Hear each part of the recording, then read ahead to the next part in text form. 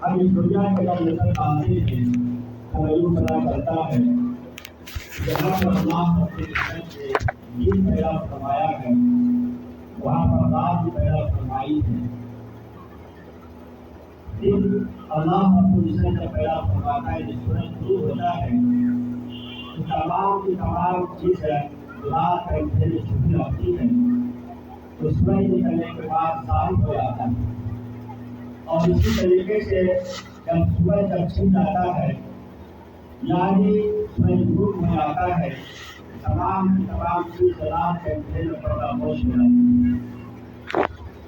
اسی طریقے سے اللہ رب العزت نے عرش میں فرمایا لباس لکم یعنی آیت شریفہ اللہ رب العزت نے عورت کے متعلق ارشاد فرمایا ہے اور سوال کے متعلق ارشاد فرمایا ہے یعنی وہ تمہارا لباس ہے لباس.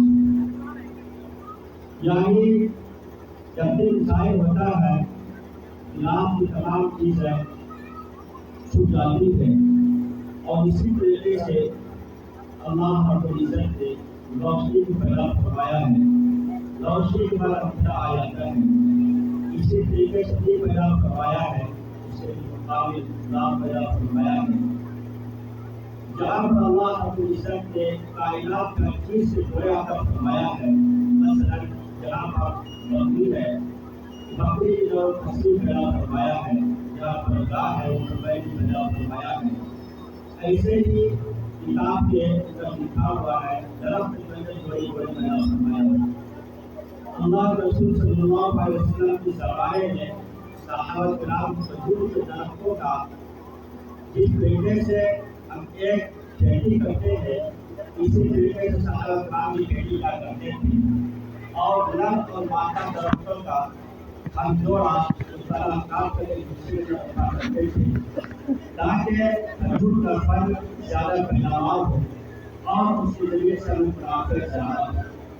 کیونکہ یہ شادی کا موقع ہے یہ شادی کا پروگرام ہے اور حدیث میں پڑھا نکاح کی سنت یعنی نکاح اللہ رسول صلی اللہ علیہ وسلم کی سنت ہے اور دوسری بات کا ذرا خبر اپنی عام سنت کی حیث کی یعنی وہ اس سنت سے اعراض کی گزاری کرے وہ ہمارے طریقے ہمارے سنت مطابق سے نظام بنا ہے یعنی ان کا یہ عمل ہمارے سنت کے مطابق نہیں ہے.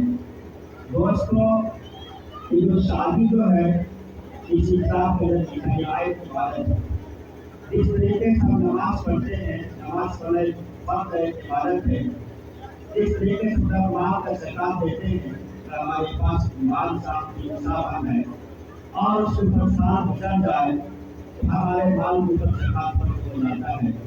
اسی طریقے سے اگر رمضان کا مہینہ سال میں آ جاتا ہے 11 مہینے کے بعد 12 مہینہ رمضان کہلاتا ہے. جب ہم اس کو پا لیتے ہیں تو ہم 30 اور 30 روز روزہ ہمارے اوپر کرتے ہیں.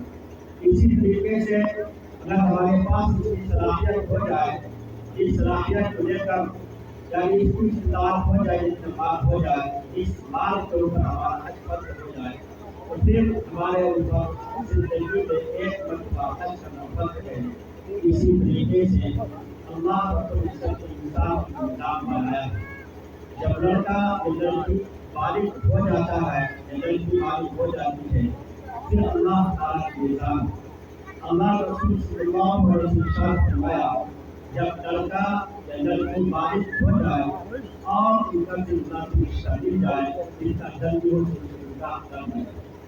اسی طریقے سے اللہ رسول صلی اللہ علیہ وسلم نے فرمایا جب میت تیار ہو جائے ان کی جنازے میں بلکہ اس کا جلدی ہو سکے اس سے نماز اور اس کی تجدید تفریح کر کے اس کی نماز کرا کر اس کی نفل ہو.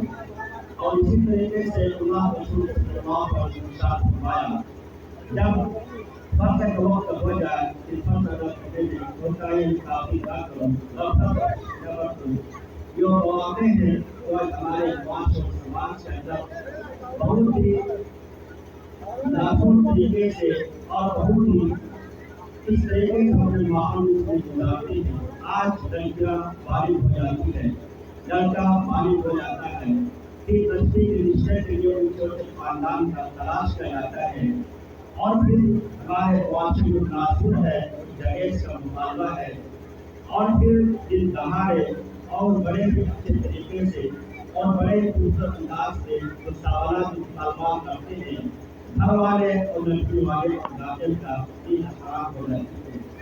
लेकिन आज हम इस वाशर समाप्त गुजार रहे हैं और हमारे सामने 25 छोटी बात नहीं। आज सोशल मीडिया का जमाना है, अखबार का वसाइल का जमाना है, मोबाइल इंटरनेट से मेरे हाथ में है। हम अखबार की सुर्खियों को पढ़ते तो पता चलता है आज समाज के अंदर कौन सा माहौल रही है। आज हमारे मुआशरे में रहने वाले, दीनदार तकरारे वाले, नमाजी, पंज वक्ता, हाजी, हज करने वाले और अपने मुआशरे मुआज़्ज़ज़ करने वाले इस खूबसूरत अंदाज में दहेज की मुकाबला करते उनका तस्वुर नहीं कर सकते। सामने में बैठे हुए इमाम साहब को बुलाया जा रहा। आज एक मजबूर लिख लीजिए, मजबूर लिखा जा रहा है।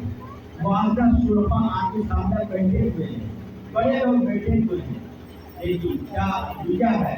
इमाम साहब के हाथ लिखा जा रहा है 1 लाख रुपये का नकद दहेज का मुकाबला नहीं है। इमाम साहब की पाया खुद अपने मुआशरे मुआज़्ज़ज़ होने के नाते इमाम साहब के तरफ नहीं पाएगा। आप सोचिए हमारी इज्जत कुछ नहीं, हमारी शराफत और हमारी इज्जत कहाँ चली है?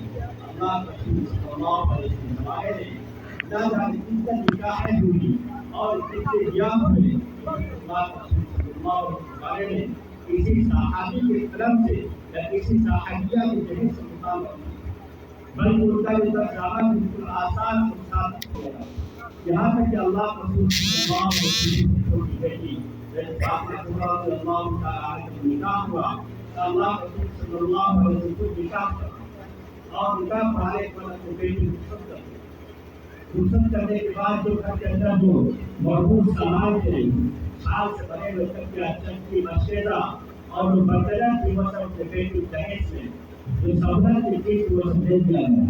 लेकिन दोस्त ये बात याद रखिए, हज़रत अली रज़ियल्लाहु ताला आप सल्लल्लाहु अलैहि वसल्लम का आयुष में क्योंकि कर्तजार भाई थे, इसी वजह से अल्लाह के रसूल सल्लल्लाहु अलैहि वसल्लम वो झूठ कर ईमान लाए तो आप सल्लल्लाहु अलैहि वसल्लम में और वो सामान देना वो दहेज के शक्ल में नहीं था, बल्कि अपनी बेटी की सहूलत की वजह से था। आज मुताला हो रहे हैं, लेकिन समाज की किसी भी आदमी की किसी पर नहीं है। अगर आज मिसाल के तौर पर हमारे पास एक बेटे है, दो बेटी है और हम अपने मन के मुताबिक अपने बेटी के सवालात कमाल के सवालात का पूरा कर रहे हैं। न चाहे हमारे मुआशरे के एक दादा के पास, एक आदमी के पास या किसी मरीज के पास और भी बेटा होगी, अगर खुदा न खास्ता अपने बेटी को दहेज अपने मन के मुताबिक दे देते हैं, खुदा नहीं करे हमारे आने वाली नस्ल को एक बेटा अल्लाह ताला 10 बेटे अता फरमा दे, कि वह ज़माना की कल्पूर होगा, कितना महंगा होगा कि वो 10 बेटियों का नजात कहाँ से होगा। हमने किताब के अंदर पढ़ा है, एक साहब ने अपनी बेटी की शादी की और अपने दामाद और अपने तमाम बरातियों के मन के मुताबिक तमाम चीज़ों मुतालबा करके पूरा कर दिया। यहाँ तक अखबार के अंदर लिखा किताब शायद हुई है, उस पर लिखा कि दामाद को दहेज से दहेज को कर दिया और जितने बराती उनको सब मोटरसाइकिल दिया गया और जितने औरतें बारात गए उनको फ्री किया गया। लेकिन उसका नतीजा क्या हुआ? उसका नतीजा ये हुआ आने वाले ने उनकी दामाद को और उनकी बेटी को एक भी दाता अल्लाह ने लायक नहीं किया, बल्कि तमाम की तमाम बेटियां लाभ। नतीजा यह निकला 20-25 साल के बाद वो बेचारे जिस शक्ल में अपने दामाद को ससुर ने दहेज के मुकाबला पूरा करके दे दिया, बड़ी खुशी की बड़ी शादी की बेटा का नाम छप गए, लेकिन उसका नतीजा उसके खराब हो। 25 साल के बाद जब उसकी बेटी जवान हो गई और यही बात देखते दूसरे शादी आता गया, बेचारे पति इसकी तो भीख मांगे पर मजबूर हो गया, तो डरना भी मांगे पर मजबूर हो गया। आप क्या नतीजा? आज अगर हम आपसे ख्वाहिशात को कम कर लें और उसका इकराम कर लें اور اپنے تمام عمل کو جو عائد سنت اور عائد عبادت ہے اللہ کے رسول صلی اللہ علیہ وسلم کے نام کر لے دوست عمال کو صاف ہونے والا ہے بلکہ ہماری ضروریات کم ہو جائے گی لیکن خواہشات پوری نہیں ہوگی اور اللہ رب العزت نے یہ زندگی کو خواہشات پوری کرنے کے لیے بلکہ اللہ رب العزت کی کائنات کی ضروریات پوری کرنے سے پیدا فرمایا اللہ رب العزت نے جتنے بھی چیزیں پیدا فرمائی ہے وہ انسانوں کی ضرورت کے تحت پیدا فرمایا اگر خواہشات کی تکمیل ہوتی دو سکے کی خواہش نہ جانے کی چیز ہے زندگی پیدائش سے لے کر موت تک اگر انسان خواہش کرتا رہے کسی کو تکمیل نہیں ہو سکتی ہے یہ دنیا خواہش کی جگہ نہیں ہے بلکہ دنیا ضروریات کی جگہ ہے وہاں اللہ تعالیٰ ان باتوں پر عمل کی توفیق عطا فرمائے وآخر دعوانا الحمد للہ